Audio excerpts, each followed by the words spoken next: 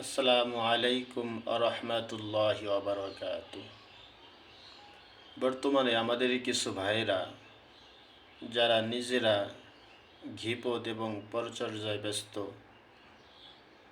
এবং নিজেরাই আবার আলেমদেরকে দোষারোপ করে বলে আলেমরা নাকি মানুষের দোষচর্যা করে ঘিপদ করে থাকে।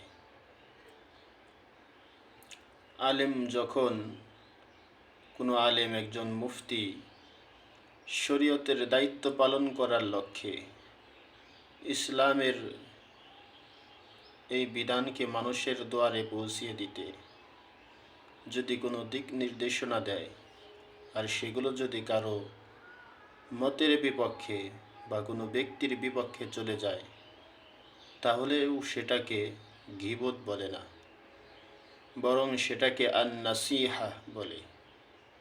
গীবত এক জিনিস, আন-নাসিহা আর এক জিনিস।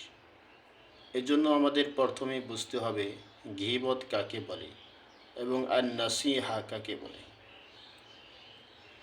বরং যারা উলামা কিরামদেরকে গীবতকারী বলতেছেন তারাই মূলত গীবতকারী, তারাই গীবত করে বেড়াচ্ছেন।